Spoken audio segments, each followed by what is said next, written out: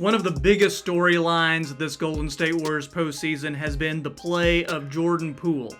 Here we have a guy who parlayed his solid 2022 season and playoffs into a lucrative 4-year extension worth about $30 million per year. He was heralded as a new core piece to extend the Warriors' dynasty, but then reality set in. This season, Jordan Poole has shown that he can have the occasional big scoring night, but otherwise brings little else in terms of defense, basketball IQ, and making his teammates better. And in the Warriors' most recent postseason run, honestly, it has been a disaster. His on-court mistakes, inefficiency, lack of confidence, and overall attitude have basically made him unplayable against the Lakers. The new contract won't kick in until next season and is already looking like a huge mistake. But there is hope. I found 7 teams who would be willing to buy low on Jordan Poole and put him in a situation that would be better suited to his game. These trades would also allow the Warriors to get back some quality players that would help them way more than Poole does. That's what we're talking about in today's video. Be sure to drop a like and hit that subscribe button for some of the best basketball content that you're going to find on YouTube.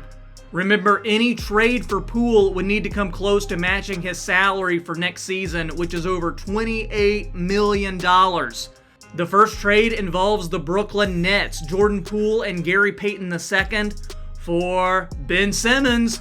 Now, you may see this as an exchange of bad contracts, but I think that Simmons would thrive on a team of shooters that Golden State has. And I think his defensive IQ would also fit in well with the Warriors' front court players. He also gives you an elite playmaker to set up the Warriors' stars for shots. For Brooklyn, they have so many defenders on their team already, and guys like Mikal Bridges, Dorian Finney-Smith, Royce O'Neal, and now Gary Payton II in this trade. Poole could thrive as a guy who just needs to worry about scoring. Now, I know this is a very polarizing trade, so make sure you let me know in the comments just what you think about it. The next trade involves the LA Clippers. Jordan Poole for Norman Powell and Robert Covington. Here we have the Warriors getting 2 solid bench pieces. Both, I think, are more mature than Poole and would bring a lot to a team trying to compete for a championship.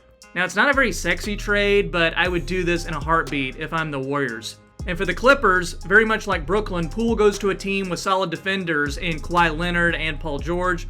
I also think it would be pretty funny to see Jordan Poole and Bones Highland on the floor together, coming off the bench, just seeing who can chuck the ball the most. I don't know. The next trade is the Phoenix Suns, Jordan Poole and Patrick Baldwin Jr. for DeAndre Ayton. So for the Dubs, you get a starting center in Ayton, who I think could be an all-star one day. Ayton, he's not happy in Phoenix if you read the reports from there, so this would be a huge get for Golden State. And then for the Suns, you exchange an unhappy guy with a bad contract for a smaller bad contract. And the Suns need bench help. I think Jordan Poole could be a perennial 6th man of the year candidate there. And Patrick Baldwin Jr. has so much untapped potential. He could be the Suns' starting small forward eventually. He has lots of skill. Next up is Jordan Poole and a pick to the Mavericks for Davis Bertans and Maxi Kleber. For the Warriors, this splits Poole's huge contract into 2 less huge contracts with players that fit the team better, I think. Now, Bertans may never get back to the player that he was in Washington, but he would get lots of open looks playing for Golden State. And Maxi Kleber is a really solid big man who would automatically play major minutes in the front court. Then Dallas, they get another scorer to put with Luka and maybe Kyrie if they re-sign him. Dallas is kind of a mess right now, so what they have isn't working, so I figure, they've been known to take risks with players and with trades, so why not do it here? And plus they get a pick for their troubles. Next up, we have a trade with the Toronto Raptors. This one's a little tough to follow, so stick with me. Jordan Poole, Jonathan Kuminga, and Patrick Baldwin Jr. and picks for OG Anunoby, Chris Boucher, and Otto Porter. So it's kind of complicated, but the prize for the Warriors is OG. He is a lockdown defender. He's still improving in his game. He could help usher in that new era of Warriors basketball. Boucher is a solid backup at the 4 or the 5, and I think the Warriors are very familiar with Otto Porter's game. Yeah, he's hurt a lot, but he makes the salaries work, and he's a good veteran to have on the team. For the Raptors, they have a great track record of developing players, so Poole, he can start in the backcourt with Fred VanVleet if they resign him. And then you have Jonathan Kuminga and Patrick Baldwin Jr., young pieces that Toronto can help improve more than the Warriors were able to. And then you have some draft picks as well. So when you think about it, this is actually a pretty good haul for the Raptors. Next up, we have Jordan Poole going to the Atlanta Hawks for John Collins and Bruno Fernando. So the Hawks have been trying to trade Collins for what seems like forever, and I like him on the Warriors as a place to reignite his career. So you can play him at the 4, you can play him as a small ball center. He's just a guy who needs that change of scenery. And then Bruno Fernando is a pretty solid backup center. The Hawks, they can let Poole play with Trae Young or with DeJounte Murray. So you have that good 3-guard lineup there, and you open up a starting spot for Onyeka Okongwu, who I think is pretty underrated.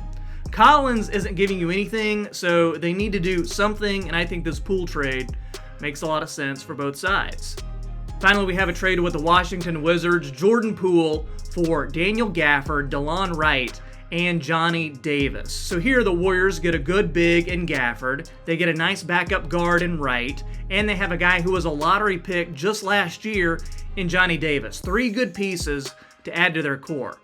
For Washington, I would do this as a precursor to a bigger deal for Brad Beal. Jordan Poole gives them another shot maker to put with Kyle Kuzma and Kristaps Porzingis, and this is another team that kind of is a mess, so they need to shake things up, so maybe you pull in a third team as well to expand this one even more. So guys, let me know in the comments what trade you like best. My favorite would have to be the trade with Brooklyn, because I think Ben Simmons can eventually get back to his all-star form, and I think adding his size, his skill, his defense into the Warriors lineup would just be fantastic. So let me know in the comments what trade you want to see for Jordan Poole, or maybe you're thinking, you know what, I haven't given up on Jordan Poole quite yet. I think he's just in a slump. I think he can stick with the Warriors a few more years and turn it all around. So let me know what you think. Be sure to like and subscribe for more basketball videos just like this. Check out some of the other stuff I've got on my channel, and I will see you next time on the Half Court Report. Have a great day.